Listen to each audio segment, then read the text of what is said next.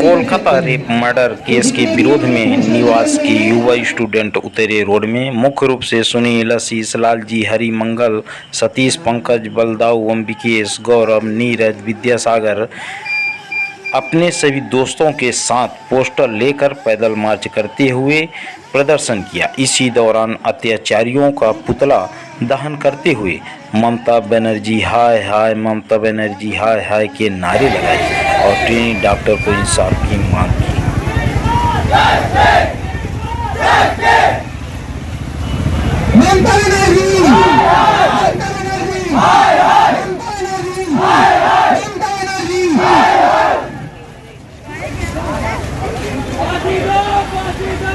लोग मैदान में फांसी दो, फांसी दो, फांसी दो, जस्टिस को फांसी दो, फांसी दो, फांसी दो। तो आज हम लोग जो भी हमारे बहन के साथ अभी पश्चिम बंगाल में जो कांड हुआ है उसके हम लोग विरोध में उतरे हैं, जिनके साथ जो गलत हुआ है।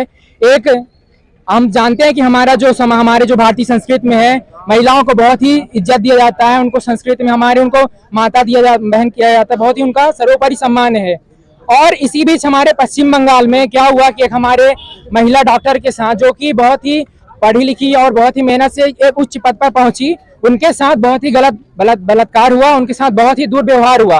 तो हम लोग यह मांगे हैं कि उस दुराचारी को फांसी हो और ऐसी सजा दी जाए। फांसी हो, फांसी हो, फांसी हो, फांसी हो, फांसी हो, फांसी हो। हमारी मांग ये है कि जैसे हम जानते हैं कि अभी निर्भया हत्याकांड हुआ था, बहुत ही हमारे उससे अभी सदमे से हम उभरे नहीं थे और हमारे सामने एक बार पश्चिम बंगाल के साथ उठा है। तो हमारी मांग यह है शासन प्रशासन से, केंद्र सरकार के, कि दुराचारी को ऐसी सजा दी जाए ताकि आने वाले हमारी जो पीढ़ी है, हमारी जो बहनें हैं, उन कभी भी सुरक्षित महसूस हो और आने वाली हमारी सभी पीढ़ी सुरक्षित रहें। और हमारी माताएं बहनें जब चाहे बाहर आ सके, जा सके, उनको कभी यह न लगे कि हमारे साथ अगर जो हम घर से बाहर निकलेंगे हमको असुरक्षित महसूस हो। भारत माता के, भारत माता के। क्या लगता है ऐसे जुलूस निकालने के बाद क्या सरकार की नींद खुलेगी?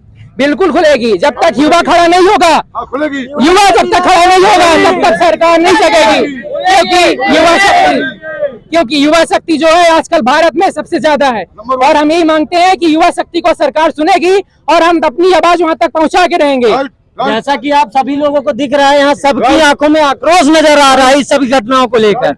जो अभी हमारे पश्चिम बंगाल में हुआ है वो बहुत ही शर्मनाक है। और जिस डॉक्टर को भगवान का रूप दिया जाता है, उस डॉक्टर के साथ अगर ऐसा चीज हो रहा है तो फिर ये हमारे समाज के लिए बिल्कुल भी अभिशाप है। और हमारी युवा शक्ति यह मांग करती है सरकार से कि दोषियों को जल्द से जल्द पकड़ा जाए और उनको फांसी की सजा दी जाए।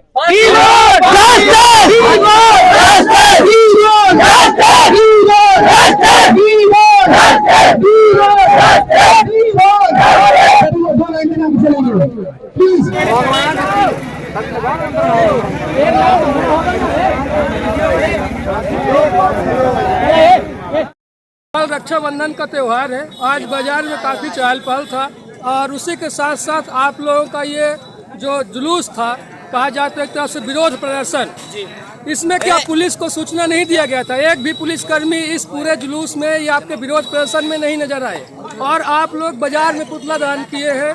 क्या कोई पुलिस अधिकारी को यहाँ होना आवश्यक था या नहीं था? हाँ, पुलिस अधिकारी को होना बिल्कुल आवश्यक था। और जैसा कि रही सूचना की बात, तो हमने कल ही आवेदन देकर उनको सूचना दिया था कि हम यहाँ पर कल एक जुलूस निकालने जा रहे हैं जिसमें हम हो रहे खिलाफों, अन्यायों के खिलाफ उनका एक पुतला दहन करेंगे, है ना, जिसमें आप सभी की उपस्थिति अनिवार्य भी है।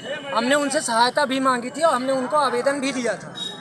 क्या कहना चाहेंगे ऐसी पुलिस को जो एक भी व्यवस्था के रूप में बाजार में इतनी भीड़ के बावजूद एक भी पुलिसकर्मी नजर नहीं आ रहे? पुलिस प्रशासन को मैं बस इतना ही कहना चाहूँगा कि आपको जहाँ भी अगर बुलाया जाता है तो आपको आना चाहिए। और जैसा कि हमने बताया कि हम जैसे पुतला दहन करने जा रहे हैं तो हमारे साथ देख लीजिए जैसे कि बहुत सारे भीड़, बहुत सारे युवा शक्ति खड़े हुए हैं और बहुत सारे लोगों के अंदर आक्रोश जमा हुआ है, जिसके कारण से मैं यही कहना चाह रहा हूँ कि पुलिस प्रशासन को यहाँ होना